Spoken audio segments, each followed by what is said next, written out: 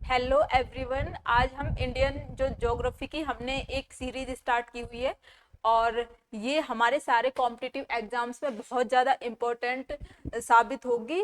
और अ, इसके तहत हम जो नदियाँ एक चैप्टर है वो करने वाले हैं। और इसके बाद हमारे जैसे नदियों से क्वेश्चन बहुत ज़्यादा आते हैं, सारे एग्जाम्स में ही नदियों के एक दो क्वेश्चंस देखने को मिल जाएंगे। तो इसको देखने के बाद हमारे वो सभी क्वेश्चंस सॉल्व हो जाएंगे और जो नदियों का टॉपिक जो कि हमें काफ़ी जटिल लगता है वो आसान लगेगा। ओके, जैसे फर्स्ट में आज हमें देखना क्या है। आज हम सबसे पहले देखेंगे हिमालयी जो अफवाह तंत्र है, हम सबसे पहले उसके बारे में ही जानेंगे। हिमालय अफवाह तंत्र की जो नदियां हैं वो उसमें तीन नदी तंत्र आ जाएंगे मुख्यतः। जैसे उसमें आ जाएगा एक तो जैसे गंगा जो नदी है ना, वो इसकी जो मेन रिवर है जो कि भारत में इसका सबसे बड़ा अपोहा तंत्र है। और इसके बाद जैसे सिंधु और ब्रह्मपुत्र नदियां हैं। ब्रह्मपुत्र नदी ब्रह्मपुत्र नदी पे जो विश्व का सबसे बड़ा नदी द्वीप माजुली है। और जो सिंधु नदी है, सिंधु नदी भी भा, भारत भारत में इम्पोर्टेंट रोल है इसका। ये हिमालय की सबसे पश्चिमी नदी है।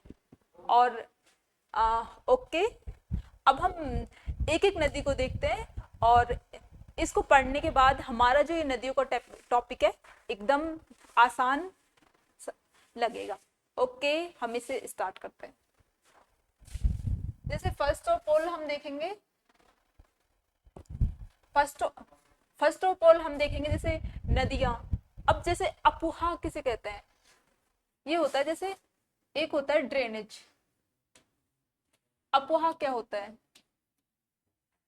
अपोहा होता है जैसे नदियों का जैसे एक निश्चित मार्ग होता है ना, जैसे नदियां अपने एक निश्चित मार्ग में ही चलती हैं, ये अपने एक निश्चित मार्ग में चलेंगी और इसे बोलेंगे इनका अपोहा। ये हो गया नदी का एक निश्चित मार्ग और इसे बोलेंगे इसका ड्रेनेज सिस्टम। अब ये पूरा अपना एक ड्रेनेज मतलब अपोहा तंत्र कैसे बनाएगी, तो इसकी जो सहायक नदी है ना, सहायक नदियां जैसे ही इसमें आके मिलेंगी तो ये सभी बनाएंगी अपोहा तंत्र। क्या बनाएंगी? अपोहा तंत्र। तो उसके बाद जैसे इसकी एक नदी होती है, जैसे वो जहां जहां से पानी आता है ना उसमें वो उसका जल बेसिन होता है। क्या होता है? जल बेसिन, या फिर उसका जल ग्रहण क्षेत्र, या फिर उसके अपोहा द्रोणी बोलेंगे उसे। क्या होता है वो उसका? जैसे जल बेसिन, नदी द्रोणी और उसका कैचमेंट एरिया, जल ग्रहण क्षेत्र और नदी द्रोणी। नदी द्रोणी तो क्या, जो नदी होती है वो जहां जहां से मीन्स चाहे उसके उत्तर से, दक्षिण से, पूर्व से, पश्चिम से, जिस भी दिशा से वो जल प्राप्त करती है ना, वो उसका होता है जल बेसिन। या फिर उसको कैचमेंट एरिया बोल सकते हैं उसका, या फिर नदी द्रोणी बोल सकते हैं। तो इस टाइप से नदी, ये हो गया अपोहा। ये हमने देखा कि अपोहा क्या होता है। अपोहा तंत्र, जल बेसिन, जल ग्रहण और नदी द्रोणी, इन ये जो शब्दावलियां या टर्म्स होती हैं इनको हम इस टॉपिक में सुनते हैं। नेक्स्ट जैसे अब जैसे नदियां होती है, अब ये अपोहा जैसे उद्गम के आधार पर ना इन्हें दो भागों में डिवाइड कर देंगे। उद्गम के आधार पर दो भागों में डिवाइड कर देंगे। एक तो होती है जैसे हिमालयी अपोहा तंत्र होता है। कौन सा? हिमालयी अपोहा तंत्र। और दूसरा होता है प्रायद्वीपीय अपोहा तंत्र। कौन सा? प्रायद्वीपीय अपोहा तंत्र। जो हिमालयी अपोहा तंत्र होता है ना, उद्गम के आधार पर हम नदियों को दो भागों में डिवाइड करेंगे। एक तो हिमालयी अपोहा तंत्र और दूसरा होता है प्रायद्वीपीय अपोहा तंत्र। जैसे भारत के जो उत्तर में है ना, हिमालय से जो भी नदियां निकलेंगी वो तो हिमालयी अपोहा तंत्र में आ जाएंगी। और जो प्रायद्वीपीय भारत से जो भी नदियां निकलेंगी वो आ जाएंगी प्रायद्वीपीय अपोहा तंत्र में। अब जैसे हिमालय अपोहा तंत्र की जो मुख्य नदियां हैं वो है 3। हिमालय अपोहा तंत्र की जो मुख्य नदियां 3 है, उनमें इनमें 3 नदियों में जैसे सिंधु का अपोहा तंत्र आ जाएगा, और इनमें आ जाएगा गंगा का अपोहा तंत्र और ब्रह्मपुत्र नदी का अपोहा तंत्र। अब फर्स्ट ऑफ ऑल हम देखेंगे, हम इसे समझते हैं, जैसे हिमालय अपोहा तंत्र क्या होता है और प्रायद्वीपीय अपोहा तंत्र, इसकी कुछ विशेषताओं को देखते हैं। जैसे हिमालय अपोहा तंत्र है ना, हिमालय अपोहा तंत्र, हिमालय अपोहा तंत्र की जो नदियां है ना वो दोनों टाइप की है, वो सदानीरा है या फिर सदावाहिनी। हिमालय अपोहा तंत्र में जो भी नदियां हैं वो सब हिमनद और वर्षा दोनों से जल प्राप्त करती हैं। किस किस से जल प्राप्त करती हैं, चलो ये दोनों से जल प्राप्त करती हैं। एक तो है वर्षा से भी और हिमनदों से भी। हिमनद क्या है, जैसे बर्फ के बड़े बड़े ग्लेशियर्स होते हैं जो कि हिमालय पर हैं, तो ये इसलिए वर्ष भर बहती रहती हैं और इसलिए इन्हें सदानीरा बारहमासी कहेंगे। लेकिन जो प्रायद्वीपीय अपोहा तंत्र की नदियां है वो क्या है, मौसमी है, वो मौसमी नदियां हैं, क्योंकि ये एक पर्टिकुलर इनका पर्टिकुलर एक टाइम स्लॉट होता है जब ये नदियां बहती है। जैसे कि ये ओनली बरसात से, जो वर्षा का जल होता है ना उससे पानी प्राप्त करती है, इसलिए ये सदानीरा नहीं है, ये हमेशा नहीं बहती, ये ओनली वर्षा का एक टाइम स्लॉट होता है, उसमें ही बहती है, उसके बाद ये सूख जाती हैं। ये है मौसमी नदियां। अब जब हिमालयी जो नदियां हैं ये पर्वतों से निकल रही है, तो ये ना अपनी युवावस्था में है, और जो ये प्रायद्वीपीय अपोहा तंत्र की नदियां हैं ये पठारों से बहती हैं, तो ये है वृद्धावस्था चल रही है, प्रौढ़ावस्था या वृद्धावस्था। हिमालयी जो नदियां हैं ये युवावस्था में है, और जो प्रायद्वीपीय नदियां हैं ये वृद्धावस्था या प्रौढ़ावस्था में चल रही है। ये तो जो हिमालयी नदियां ये अपर्दन अधिक करती हैं, और जो ये प्रायद्वीपीय नदी है ना ये निक्षेपण ज्यादा करती हैं। ये तो अपर्दन ज्यादा करती हैं, अपर्दन अधिक करती हैं, और जो ये प्रायद्वीपीय नदियां है ना ये करती है निक्षेपण ज्यादा। क्या करती है, निक्षेपण अधिक करती है।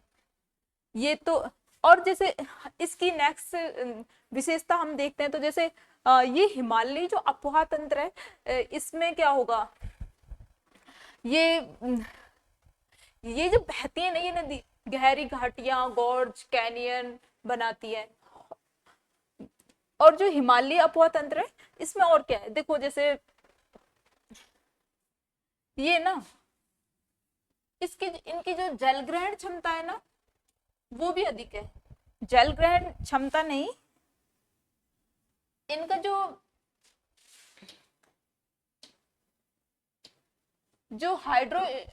इलेक्ट्रिक कैपेसिटी है ना वो भी अधिक है।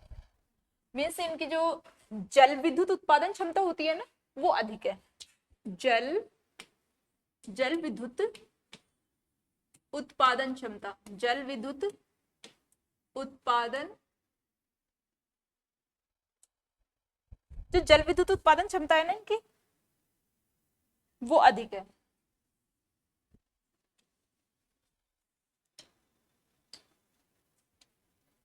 जल विद्युत उत्पादन क्षमता, विद्युत उत्पादन हिमालय अपोहा तंत्र से जो नदियां निकलेंगी ये क्या है कि अपने साथ बहुत ज्यादा पानी लेके आती है, तो इनकी जो जल विद्युत उत्पादन क्षमता है ना ये भी प्रायद्वीपीय अपोहा तंत्र में जो नदियां बहती है उनकी तुलना में बहुत ज्यादा है। लेकिन इनकी जो जल विद्युत उत्पादन क्षमता है उसका पूर्ण विकास नहीं हो पाया है। और जो प्रायद्वीपीय अपोहा तंत्र की जो नदियां हैं ये इनकी जल विद्युत उत्पादन क्षमता इनकी बजाय कम है, लेकिन इसका पूर्ण विकास कर लिया गया है। तो ये देखा हमने उद्गम के आधार पर नदियां दो प्रकार की होती हैं, हिमालयी अपोहा तंत्र और प्रायद्वीपीय अपोहा तंत्र। जो हिमालयी अपोहा तंत्र है इसकी विशेषताएं देखी, जैसे ये इसकी नदियां हैं वो सदा नीरा है, मीन्स ये हमेशा 12 मास बहती है, क्योंकि ये वर्षा और हिमनद दोनों से जल प्राप्त करती हैं। और जो सेकंड जैसे प्रायद्वीपीय अपोहा तंत्र की जो नदियां हैं ये मौसमी है, क्योंकि ओनली वर्षा से जल प्राप्त कर रही है। और जो ये हिमालयी अपोहा तंत्र है इसकी जो नदियां है ना वो अपरदन अधिक करती हैं, क्योंकि ये युवावस्था में है और अपने साथ बहुत ज्यादा सेडिमेंट्स लेके आती हैं। क्या लेके आती है? बहुत ज्यादा अवसाद लेके आती है। और जो प्रायद्वीपीय अपोहा तंत्र की नदियां हैं इनकी जो निक्षेपण क्षमता है ना, डिपोजिशन कैपेसिटी, वो अधिक है। अब जैसे हिमालयी अपोहा तंत्र है इसकी नदियां ये नवीन वलित पर्वत से बहने के कारण ये युवावस्था में है, और ये पठारों पे बहने के कारण ये वृद्धावस्था, ये प्रौढ़ावस्था में। ये इसमें से जो हिमालय अपोहा तंत्र में इसकी कुछ नदियां तो ऐसी हैं जो कि हिमालय से पहले से ही बह रही हैं, जैसे सतलज, सिंधु, और कुछ नदियां ऐसी हैं जो कि हिमालय के बनने के बाद से अस्तित्व में आई हैं।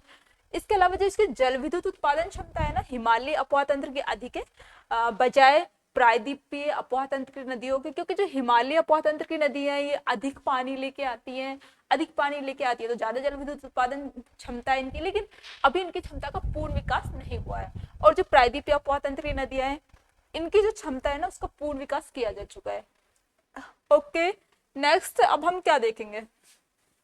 नेक्स्ट अब हम नदियों के अब हम देखेंगे महान जल विभाजक। महान जल विभाजक क्या होता है? ये होता है दोस्तों, महान जल विभाजक होता है जैसे एक ऊंचा उठा हुआ भाग, एक ऐसा ऊंचा उठा हुआ भाग होता है जो जो दो अपोहा तंत्र है ना उनको पृथक करेगा। किनको पृथक करेगा?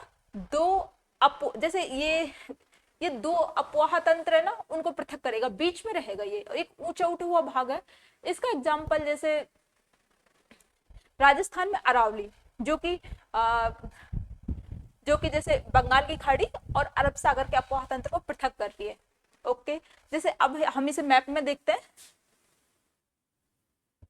जो भारत का ये महान जल विभाजक है ना, ये इधर तिब्बत से स्टार्ट होता है, तिब्बत से स्टार्ट होता है, और तिब्बत और इंडिया में ना अंबाला में होते हुए, कहाँ पे? अंबाला से स्टार्ट होता है इंडिया में, अंबाला से होते हुए ये विभिन्न पर्वत श्रेणियों के रूप में यहाँ तक आता है, कन्याकुमारी तक। कहाँ तक? कन्याकुमारी तक। कहाँ तक आता है दोस्तों? कन्याकुमारी तक। तो ये हमने देखा जो हमारा भारत का जो महान जल विभाजक है ये तिब्बत के पठार से स्टार्ट होता है, और अंबाला से होते हुए, अंबाला से विभिन्न पर्वत श्रेणी आएंगे बीच में, उसके बाद ये कन्याकुमारी तक विस्तृत है। अब ये जो भारत की नदियां है ना उनको, हाँ, जो विभिन्न पर्वत श्रेणियों में ना ये पर्वत श्रेणी आएंगी, एक तो अरावली, विंध्याचल, सतपुड़ा और पश्चिमी घाट। कौन कौन सी आएंगी?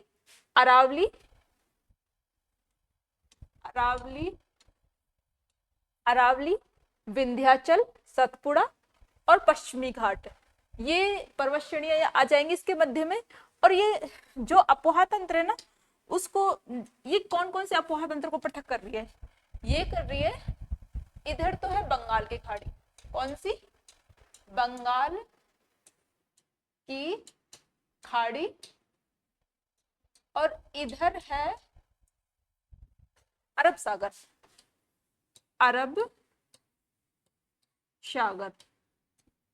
तो ये जो नदियां हैं, ये जो भारत का महान जल विभाजक है, ये बंगाल की खाड़ी और अरब सागर के अपोहा तंत्र को पृथक कर रहा है।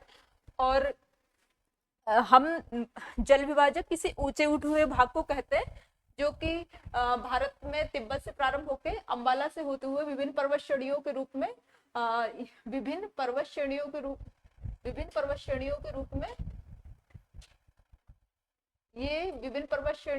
में इधर कन्याकुमारी तक आ रहा है ना, मीन्स यहाँ तक आ रहा है, नीलगिरी तक। तो विभिन्न पर्वत श्रेणियां कौन कौन सी है? जैसे अरावली है, विंध्याचल है, विंध्याचल, सतपुड़ा और पश्चिमी घाट। ये हो गया भारत का महान जल विभाजक। ये दो, जैसे अरब सागर का अपोहा और बंगाल की खाड़ी के अपोहा को पृथक कर रहा है। जैसे एग्जाम्पल के रूप में देख लेते हैं, जैसे इसके, जैसे इधर से तो जैसे सिंधु नदी है, सिंधु नदी का अपोहा तंत्र इधर हो गया, फिर जैसे लूनी, साबरमती, नर्मदा, ताप्ती, मीन्स इधर की नदियां तो इधर कर दी इसने, और बाकी के जैसे गंगा नदी और ब्रह्मपुत्र, इसके अलावा जैसे जितनी भी है स्वर्ण रेखा, महानदी, वैतरणी ब्रह्मणी है, गोदावरी, कृष्णा, कावेरी। तो इनका ये नदियों को देखते हैं, जैसे या तो नदियां इसके इधर की साइड है या उधर साइड है। तो ये हमें स्पष्ट दिख रहा है कि जो एक जल विभाजक होता है वो किस टाइप से दो अपोहा तंत्रों को पृथक करता है। इसी टाइप से राजस्थान में ना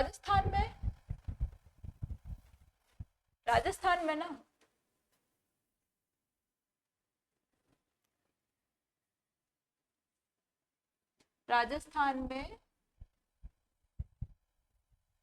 जैसे ये राजस्थान का एक हमने रफली मैप बनाया, तो राजस्थान में जो अरावली पर्वतमाला है ना, अरावली पर्वतमाला, जैसे ये हो गई अरावली पर्वतमाला, क्या हो गई अरावली पर्वतमाला। अब अरावली जो ये पर्वतमाला है ना, ये एक तो जैसे इधर तो है बंगाल की खाड़ी का अपोहा तंत्र, बंगाल की खाड़ी का अपोहा तंत्र, बंगाल की खाड़ी का अपोहा तंत्र, और इधर जैसे अरब सागर का हो गया, अरब सागर का हो गया है ना। तो ये जैसे अरब सागर का हो गया ना, अरब सागर का हो गया।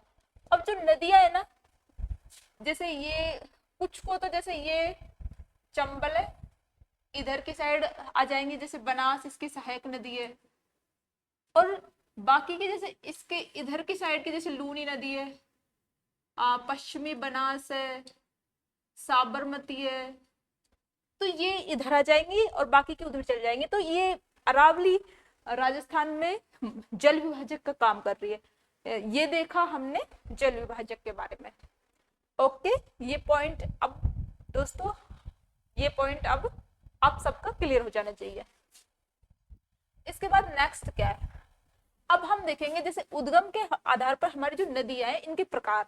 जैसे उद्गम के आधार पर हमने देखा कि जैसे हमारी जो नदियां हैं वो दो प्रकार की थी। हाँ, दो प्रकार की, एक तो हिमालय अपोहा तंत्र और प्रायद्वीपीय अपोहा तंत्र, ये दोनों हमने देखे। लेकिन जैसे मैप में देखते हैं, जैसे ये तो हो गया हिमालयी अपोहा तंत्र, और इसके जो नीचे ये प्रायद्वीपीय पठार स्टार्ट हो गया ना, तो ये है सारा प्रायद्वीपीय अपोहा तंत्र। कौन सा, जो नॉर्थ का है ना, ये तो हिमालय अपोहा तंत्र हो गया, और जो साउथ में मीन्स ये प्रायद्वीप में, ये प्रायद्वीपीय अपोहा तंत्र हो गया। नॉर्थ वाली नदियां ये हो गई, और प्रायद्वीप में जैसे नर्मदा, तापी, महानदी, गोदावरी, कृष्णा, कावेरी, ये सब हो गई।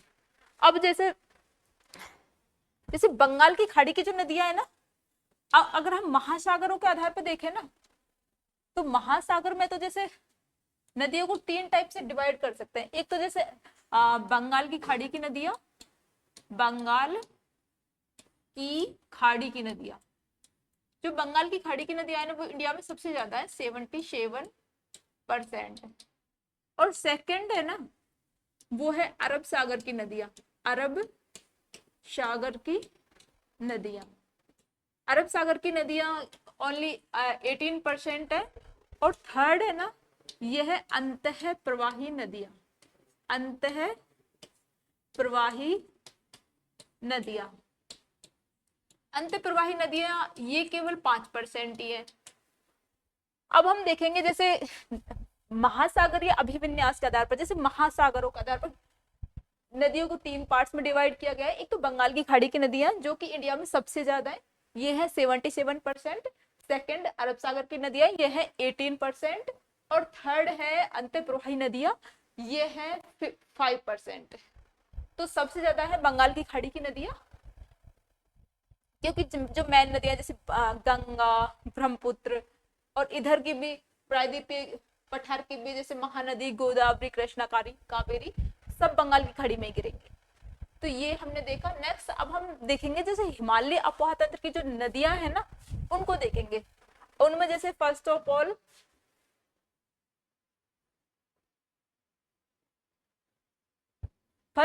सिंधु अपोहा तंत्र को देखेंगे। जैसे सिंधु का जो अपोहा तंत्र है ना, वो ये है, ये वाले हिस्से में सिंधु का अपोहा तंत्र है। अब इसमें जैसे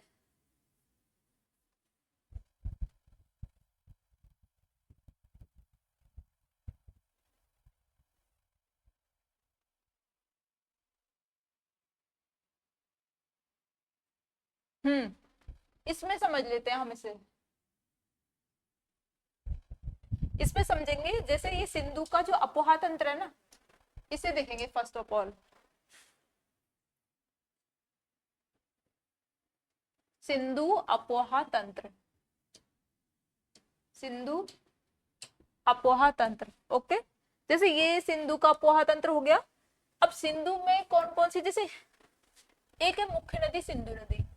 सिंधु नदी इधर से निकल रही है तिब्बत के पठार पे, तिब्बत के पठार पर कैलाश पर्वत श्रेणी में स्थित है एक बोखरचू हिमनद, उसे निकल रही है और इंडिया में और लद्दाख से गुजर रही है। उसके बाद ये आ जाएगी पाकिस्तान में, और पाकिस्तान में ये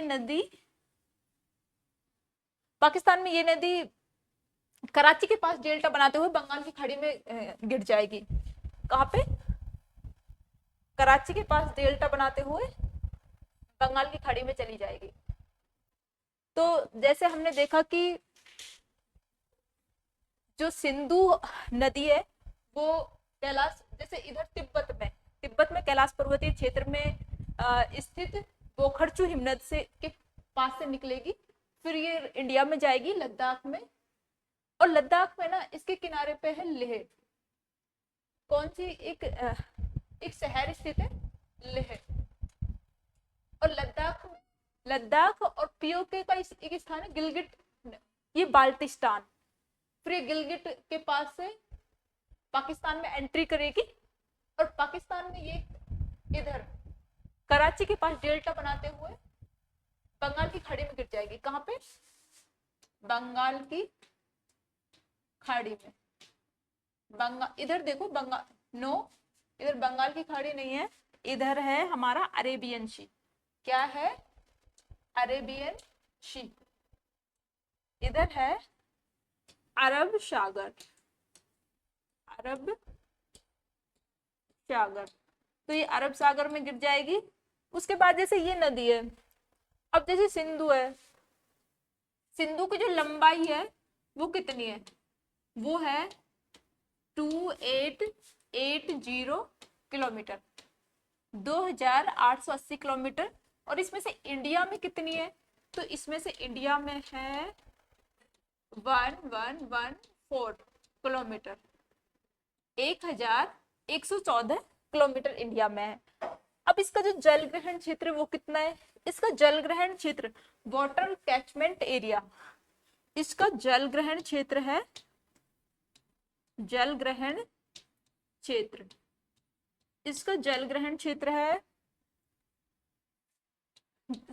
11.65 लाख वर्ग किलोमीटर, 11.65 लाख वर्ग किलोमीटर। इसमें से इंडिया में है 3.21 लाख वर्ग किलोमीटर। तो हमने फर्स्ट ऑफ ऑल देखा इसका जो ये सिंधु नदी है इसकी लंबाई कितनी है, तो इसकी 2880 किलोमीटर इसकी लंबाई है। इंडिया में इसमें से है 1114 किलोमीटर। और फिर इसका जो वाटर कैचमेंट एरिया होता है ना, में से जल ग्रहण क्षेत्र, जैसे इसका ये इसकी टोटल जैसे इसकी सहायक नदियों को भी लगा के पूरा जल ग्रहण क्षेत्र होता है, उसको जहां जहां से जल प्राप्त करती है, तो वो है 11.65 लाख वर्ग किलोमीटर। इसके बाद है 3.21 लाख वर्ग किलोमीटर इंडिया में है इसका जो जल ग्रहण क्षेत्र है, वाटर कैचमेंट एरिया। इसके बाद सिंधु नदी है, जो सिंधु जो अपोहा तंत्र है वो सिंधु नदी और इसकी जो सहायक नदियां और नदियां हैं उन सब से मिलके बनेगा। अब देखेंगे जैसे तो सिंधु नदी है ना, इसको तिब्बत में क्या बोलेंगे? इसको तिब्बत में बोलेंगे सिंगी खंबार। क्या नाम है इसका?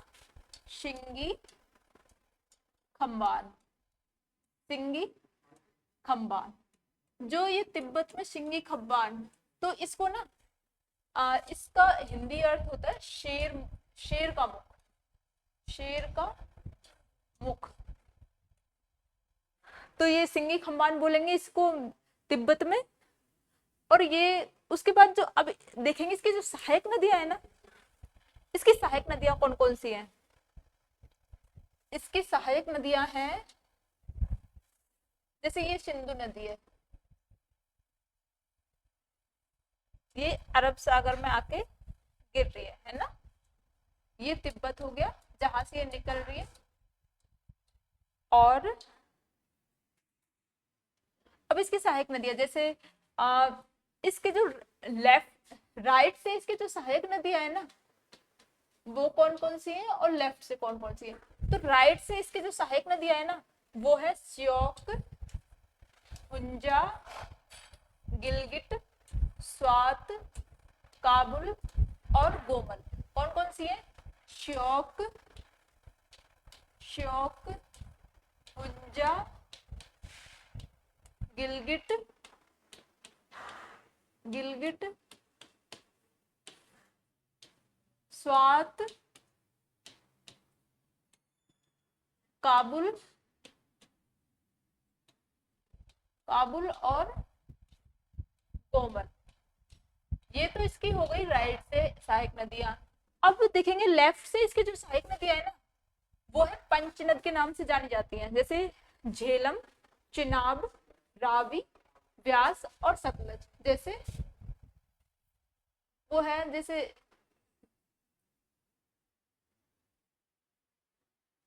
झेलम, चिनाब, रावी, व्यास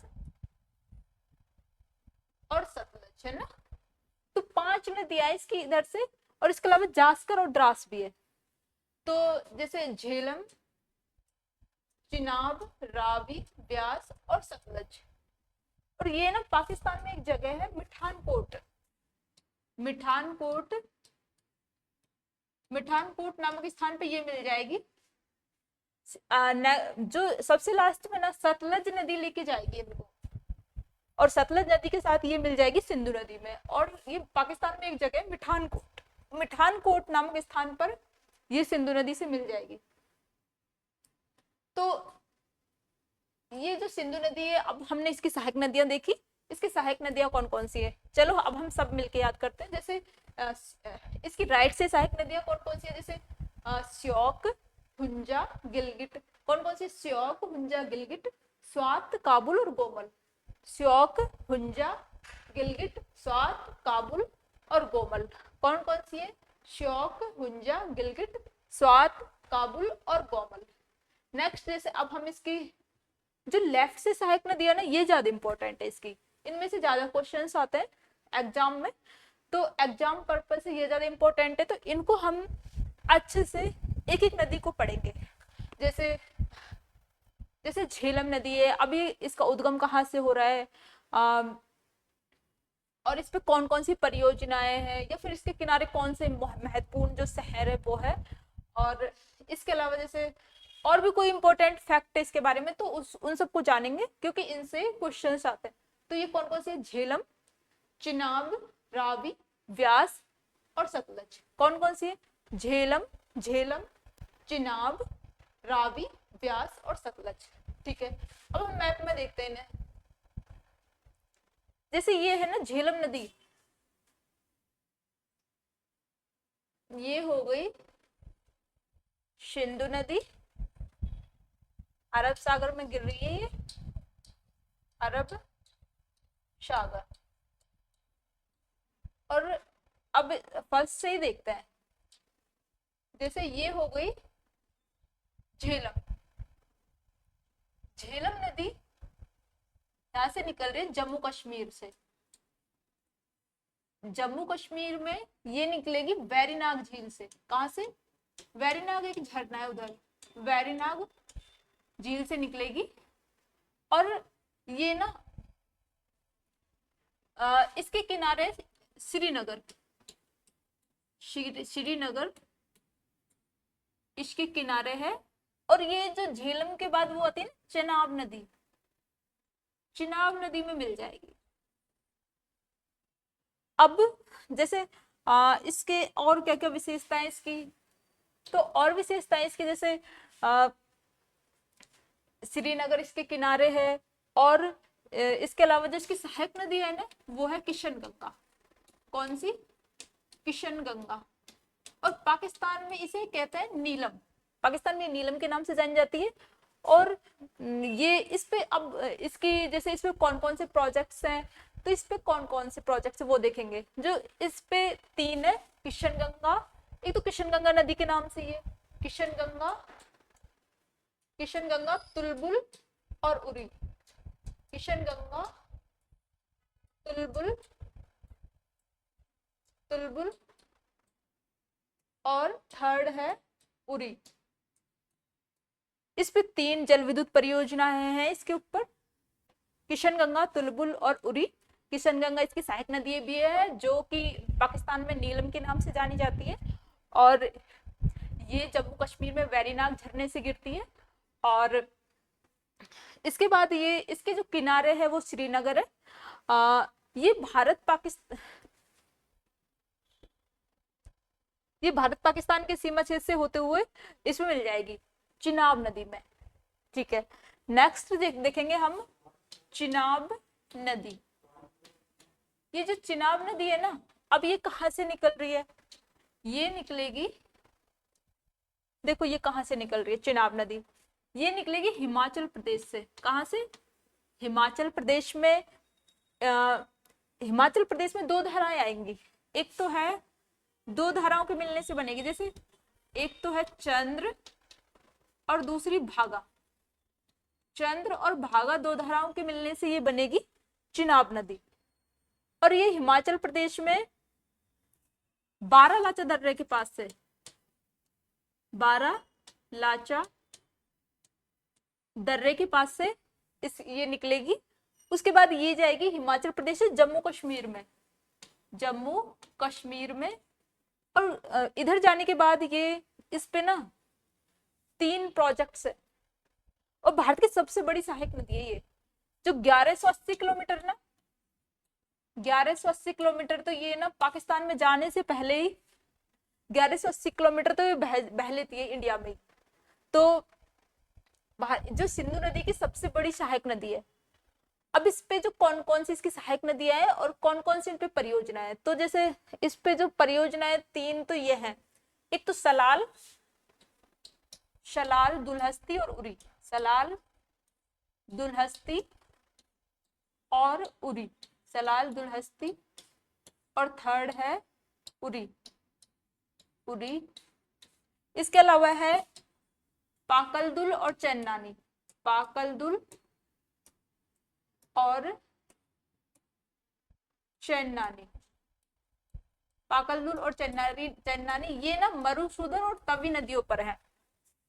ये देखा हमने चिनाब नदी को। चिनाब नदी चंद्र और हिमाचल प्रदेश में चंद्र और भागा 2 धाराओं के मिलने से बनेगी। और ये बारालाचा दर्रे से निकलेगी। इसके बाद ये जाएगी जम्मू कश्मीर में। और जम्मू कश्मीर में इस पे कुछ प्रोजेक्ट्स हैं, सलाल, दुलहस्ती, उरी। इसके अलावा पाकलदुल और चेन्नानी ये मरुसूदन और तवी नदियों पर है। तो ये हमने देखा चिनाब नदी को, जो कि भारत की, जो कि सिंधु की प्रमुख सहायक नदी है। और ये जो 1180 किलोमीटर तो ना इधर ही चल लेती है। इसके अलावा जैसे अब हम देखेंगे, जैसे ये हो गई सिंधु नदी, सिंधु की सहायक हो गई। 2 तो हमने पढ़ ली, एक तो है झेलम, झेलम, एक चेनाब, चिनाब नदी। ये दोनों नदियां तो हमने पढ़ ली। इसके बाद अब हम देखेंगे रावी नदी को। कौन सी नदी? रावी नदी। जो रावी नदी है ना, वो भी हिमाचल प्रदेश से ही निकलेगी, रावी नदी। और ये जाएगी पंजाब में, और पंजाब में बहते हुए हिमाचल प्रदेश, उसके बाद ये पंजाब में जाएगी रावी नदी। अब जो हिमाचल प्रदेश में रोहतांग दर्रे से निकल रही है, ये कहां से? रोहतांग दर्रे से। इसके बाद जैसे रोहतांग दर्रे से निकलने के बाद इस पर ना हिमाचल प्रदेश में एक बांध है, वो है चमेरा बांध, चमेरा बांध। और इसके अलावा जैसे इस पे पंजाब में ना थीन परियोजना बनाई हुई है। कौन सी? थीन परियोजना। और इसका दूसरा नाम है रणजीत सागर परियोजना, रणजीत सागर परियोजना। इसके अलावा हिमाचल पंजाब में ना इस पे शाहपुर कंडी परियोजना और बनाई गई है। ये कौन सी? शाहपुर कंडी परियोजना। तो ये दोस्तों हमने देखा रावी नदी को। और जो रावी नदी है ना, अब देखिए रावी नदी को समझ लेते हैं। रावी नदी हिमाचल प्रदेश में रोहतांग दर्रे से निकल रही है, और इसके बाद ये जाएगी पंजाब में और चिनाब नदी में मिल जाएगी। अब देखेंगे इस पे बांध कौन कौन से हैं। तो इस पे हिमाचल प्रदेश में चमेरा बांध है, और पंजाब में इस पे थीन परियोजना है। कौन सी परियोजना है? थीन परियोजना है। और इसका दूसरा नाम है रणजीत सागर परियोजना। कौन सा नाम है? रणजीत सागर परियोजना। इसके अलावा पंजाब में इस पे एक नई परियोजना और स्थापित की जा रही है, वो है शाहपुर कंडी परियोजना। कौन सी? शाहपुर कंडी परियोजना। तो आप सभी को रावी नदी भी क्लियर हो गई होगी। इसके बाद अब हम नेक्स्ट चलते हैं। जैसे रावी नदी के बाद व्यास नदी है। जो व्यास नदी है ना, व्यास नदी, अब जैसे ये हो गई। अब जैसे ये व्यास नदी है, जो व्यास नदी है ना, ये कहां से निकलेगी? ये निकलेगी रोहतांग दर्रे के पास ही एक वो है व्यास कुंड, व्यास कुंड। ये भी हिमाचल प्रदेश में ही है, हिमाचल प्रदेश में। यहां से ही निकलेगी। निकलने के बाद ये जाएगी पंजाब में, और पंजाब में ना, पंजाब में ये हरीके बैराज नामक एक स्थान है, हरीके बैराज। हरीके बैराज में ये मिल जाएगी सतलज नदी से। किससे? सतलज नदी से। जैसे सतलज नदी इधर से आ रही है, तो ये हरीके बैराज में सतलज से मिल जाएगी। किससे? सतलज नदी से। तो हमने देखा। तो हाँ, इस पे ना एक दो बांध और है, वो और देख लेते हैं। इस पे जैसे पंजाब हिमाचल प्रदेश में इस पे बांध है पोंग बांध, पोंग बांध, जिससे महाराणा प्रताप सागर जलाशय का और निर्माण होता है। तो अब हम देखेंगे जैसे ये जो नदी है ना, व्यास नदी, ये कहाँ से निकल रही है? ये हिमाचल प्रदेश में ही एक जो रोहतांग दर्रा देखा था ना हमने, जिससे रावी नदी निकली थी, उसी के पास व्यास कुंड है, उससे निकल रही है। व्यास कुंड में से उसके बाद पंजाब में जाएगी, और पंजाब में हरीके बैराज नामक एक जगह है, उससे ये सतलज नदी में मिल जाएगी।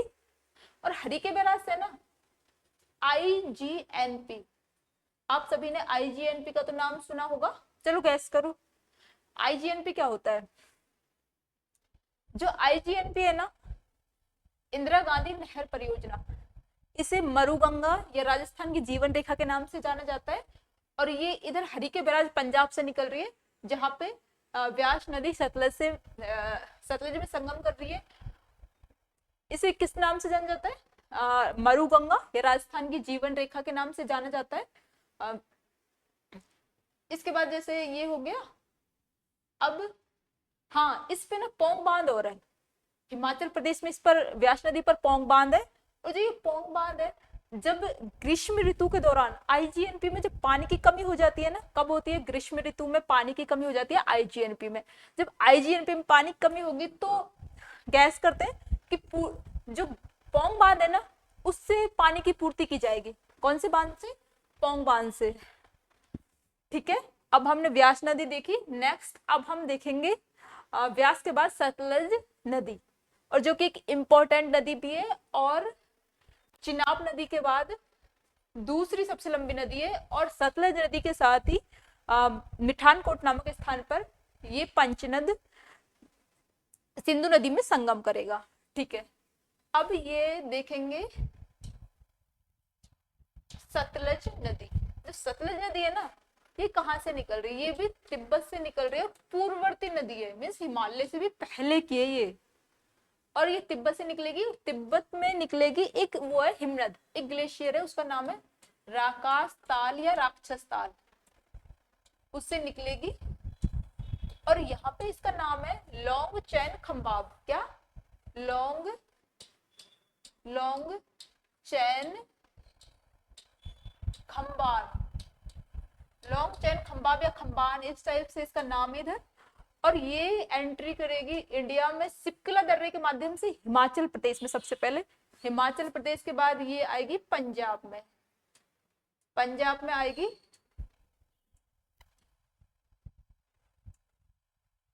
कहाँ आएगी? पंजाब में।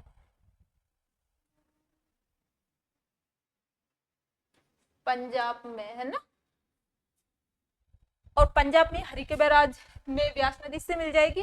अब हम देखते हैं, जैसे सतलज नदी को समझते हैं, तो इस पे ये तिब्बत में राक्षस ताल या राकास ताल से निकलेगी।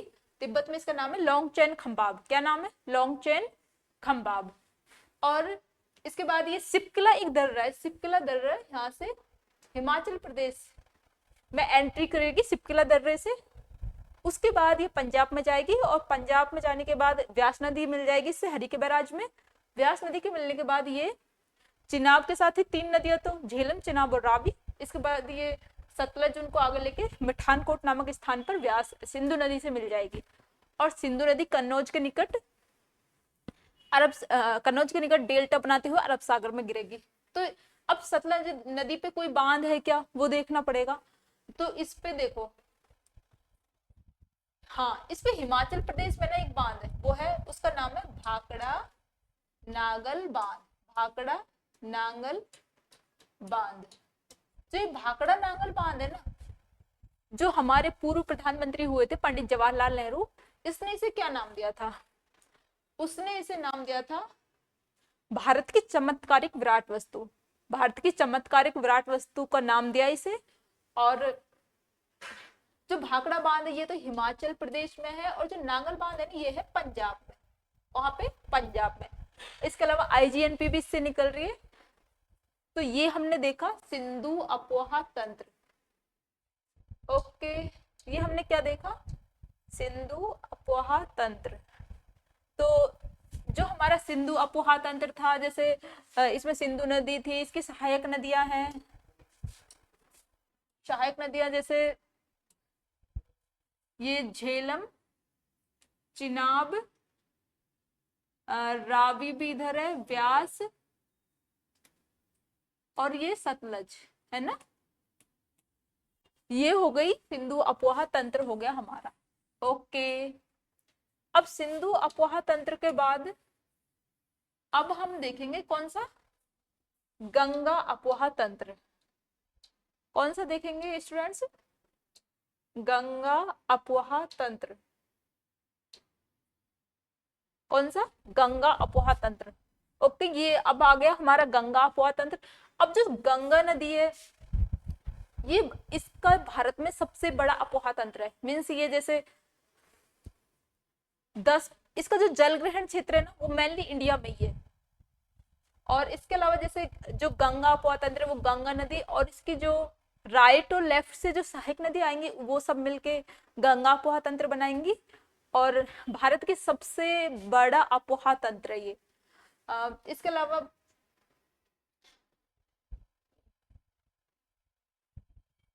हमने ना सिंधु नदी में हम एक पॉइंट है, जैसे वो इधर ही देख लेते हैं उसे। जो सिंधु जल समझौता है ना, सिंधु जल समझौता, सिंधु जल समझौता, सिंधु जल समझौता जो हुआ था ना, ये 1960 में हुआ था।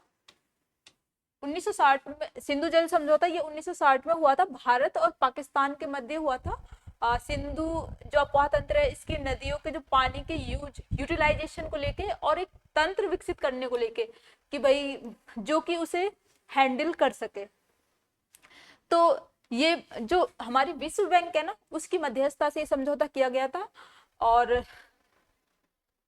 उत्तर की जो 3 नदियां है ना, इसके तहत जो उत्तर की 3 नदियां थी, सिंधु, झेलम और चेनाब।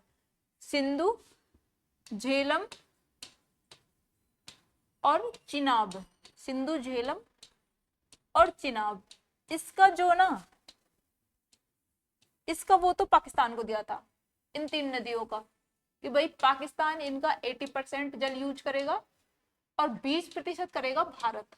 वो भी जैसे घरेलू यूज में कर सकता है, जैसे पेयजल के लिए, पशुओं के लिए, इस टाइप से 20% भारत यूज करेगा और 80% करेगा पाकिस्तान। 20% भारत। इसके अलावा जैसे लास्ट के जो 3 नदियां थी ना, झेलम, चिनाब, रावी, व्यास और सतलज। रावी, व्यास और सतलज। रावी, व्यास और सतलज, ये जो लास्ट की 3 नदियां है ना, इनका 80% जल यूज करेगा इंडिया और 20% जल यूज करेगा पाकिस्तान। तो ये हो गया हमारे सिंधु जल समझौता। समय समय पर सिंधु जल समझौते विवादों में आता रहता है, और पाकिस्तान इस पे, जैसे भारत ने कुछ परियोजनाएं बनाई है, उनका विरोध भी दर्ज कराया था पाकिस्तान ने कुछ समय पहले। और भारत ने तो इसको आज तक के सबसे सफल समझौतों में से एक माना जाता है ये सिंधु जल समझौता। तो ये हमने देखा कि इसमें क्या है कि जैसे सिंधु, झेलम, चेनाब 3 नदियों का 80% जल तो पाकिस्तान यूज करेगा और 20% भारत। और नीचे की जो 3 नदियां हैं, रावी, व्यास और सतलज, इनका 80% जल यूज करेगा भारत और 20% पाकिस्तान।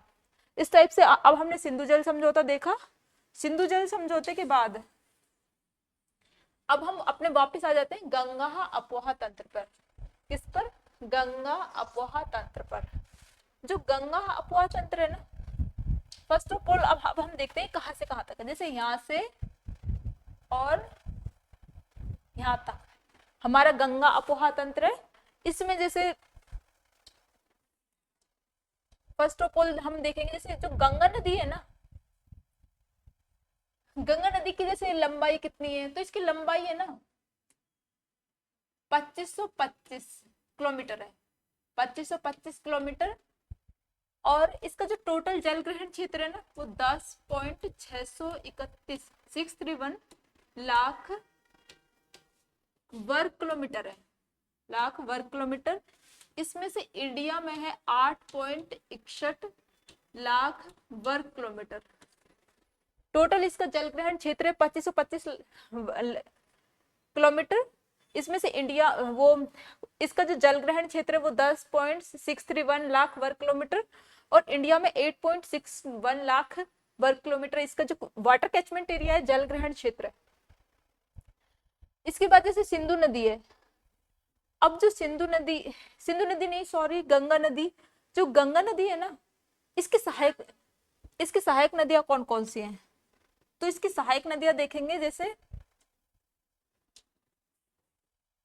इसकी सहायक नदियां गंगा नदी, जैसे पहले सहायक नदी से पहले हम देखेंगे जो गंगा नदी है वो बनी कैसे। तो सबसे पहले जैसे ये है अलकनंदा और भागीरथी नदियों को मिलने से बनेगी ये, अलकनंदा और भागीरथी। अब जैसे अलकनंदा तो निकल रही है इधर से बद्रीनाथ, और जो भागीरथी है ना, ये गंगोत्री से निकलेगी। और अलकनंदा और गंगोत्री मिलेंगी देवप्रयाग नामक स्थान पर उत्तराखंड में। और जैसे ये मिलती है ना, तो अब जैसे भूगोलविद्ताओं क्या करते हैं, जैसे जो गहरी नदी और बड़ी होती है ना, उसके नाम पर ही जो आगे नदियों का नाम चलता है। लेकिन जो अलकनंदा और भागीरथी दोनों नदियां गहरी और बड़ी नदियां हैं, तो उन दोनों को ना तो अलकनंदा नाम दिया ना भागीरथी, उनको तीसरा ही नाम दे दिया गंगा। तो इससे विवाद भी सुलझ गया कि भाई क्या नाम दे, क्या नाम दे, है ना। तो ये हुआ। जैसे अब हम देखते हैं इसको, ये ना जो अलकनंदा, जो भागीरथी और अलकनंदा, अब जो ये है भागीरथी, ये निकलेगी गंगोत्री से, गंगोत्री हिमनद से उत्तराखंड में। इसका नाम है भागीरथी। और दूसरी है अलकनंदा, अलकनंदा। और ये कहां से निकलेगी, देखो ये निकलेगी सतोपत हिमनद से। कौन सा हिमनद है, सतोपत हिमनद से, सतोपत हिमनद से। अब जैसे अलकनंदा है, उसकी एक सहायक नदी है, सहायक नदी का नाम है ये भागीरथी है ना, इसकी सहायक नदी है भिलांगना। कौन सी है, भिलांगना। जो भिलांगना है ना, अब इस पे एक बांध है, और उस बांध का नाम है टिहरी बांध, टिहरी बांध। ये टिहरी बांध ना भारत का सबसे बड़ा बांध है, टिहरी बांध भारत का सबसे बड़ा बांध है। इसके बाद जैसे अलकनंदा है, अब अलकनंदा की जैसे सहायक नदियां हैं, इनको हम एक ट्रिक से देखेंगे, और वो ट्रिक है देव नाना पी के मर गया, देव नाना पी के मर गया। ये जो गया ना, इसको तो हटा दो, है ना। जो अब जैसे इससे क्या है कि हम इसे सीक्वेंस से याद कर सकते हैं। जैसे इससे देव से तो हो गया धौली गंगा और विष्णु प्रयाग।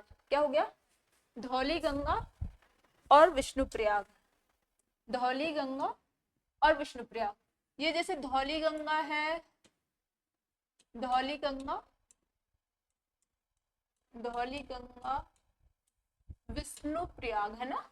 उसके बाद है जो नंदाकिनी है ना, वो नंदाकिनी नंद प्रयाग में आके मिलेगी। इसके बाद जो पिंडार नदी है ना, पिंडार नदी, पिंडार नदी, ये मिलेगी यहाँ पे कर्ण प्रयाग में। कहाँ पे, कर्ण प्रयाग। इसके बाद जैसे ये है मंदाकिनी, तो मंदाकिनी आएगी इधर से, मंदाकिनी, और ये मिलेगी रुद्रप्रयाग में, रुद्रप्रयाग में। तो यहाँ पे ना, यहाँ पे तो है बद्रीनाथ। क्या है, बद्रीनाथ, बद्रीनाथ, और इधर है केदारनाथ। तो ये दोनों नदियां है ना, ये आके मिलेंगी कहाँ पे, ये मिलेंगी देवप्रयाग नामक स्थान पर। उत्तराखंड में एक स्थान है देवप्रयाग, और यहाँ पे ये दोनों नदियां देवप्रयाग मिलने के बाद किस नाम से, गंगा। तो अब हम इससे समझते हैं, जैसे ये हमने बनाया है, जो गंगा नदी का उद्गम कैसे होता है, अलकनंदा और भागीरथी दो धाराओं के मिलने से होगा। अलकनंदा, जो भागीरथी है वो तो गंगोत्री से निकलेगी, अलकनंदा सतोपत हिमनद से निकलेगी। जो भागीरथी है, इसकी प्रमुख सहायक नदी है भिलांगना, और भिलांगना नदी पर टिहरी बांध है। कौन सा बांध है, टिहरी बांध है। जो टिहरी बांध है नहीं, भारत का सबसे बड़ा बांध है। इसके बाद जो अलकनंदा नदी है, अब अलकनंदा कहाँ से निकलेगी, अलकनंदा की जो इसमें प्रयाग है ना सारे, ये स्टूडेंट्स के लर्न नहीं होते, तो इनको लर्न करने के लिए हमने एक ट्रिक बनाई है, और उस ट्रिक में है जैसे देव नाना पी के मर गया, है ना। तो डीवी से जैसे धौली गंगा और विष्णु प्रयाग, एनएन से है नंदाकिनी और नंद प्रयाग, और पीके से है पिंडर और कर्ण प्रयाग। उसके बाद मंदाकिनी और रुद्र प्रयाग। ये दोनों नदियां है ना, यहाँ पे देवप्रयाग में आके मिलेंगी, और देवप्रयाग में मिलने के बाद अब भूगोलविदताओं में विवाद हो गया कि भाई क्या नाम दे इसे। तो फिर इसे सोचा कि इन दोनों नामों में से कोई सा भी नाम नहीं देंगे, तो फिर कौन सा दे, तो इसे हम नाम देंगे गंगा, हमारी प्यारी गंगा नदी, जो कि भारत की सबसे पवित्र नदी है। ओके, नेक्स्ट अब हम देखेंगे गंगा के बारे में। ये तो हमने इसका पूरा उद्गम कैसे होता है वो समझा है। अब इसकी जितनी भी सहायक नदियां है ना गंगा की, वो सब देखेंगे। ओके ओके, अब हम इसकी जो सहायक नदियां हैं वो देखते हैं। जैसे ये हो गई गंगा नदी। कौन सी नदी? गंगा नदी देवप्रयाग से निकल रही है और ये बांग्लादेश में सुंदरबन डेल्टा के पास बंगाल की खाड़ी में डेल्टा बनाते हुए सुंदरबन डेल्टा, यहाँ पर रामसागर द्वीप भी है एक, है ना। सुंदरबन डेल्टा बनाते हुए बंगाल की खाड़ी में गिर जाएगी, बंगाल की खाड़ी में गिर जाएगी। ये कौन सी बंगाल की खाड़ी में गिर जाएगी? जो गंगा नदी है ना। अब देखो, देवप्रयाग से निकलेगी। अब इसकी जो राइट हैंड से सहायक नदियां कौन सी है और लेफ्ट से कौन सी, ये देखते हैं। जैसे राइट से इसकी जो सहायक नदी है ना गंगा की, वो कौन सी है? तो राइट से है रामगंगा, गोमती, घाघरा,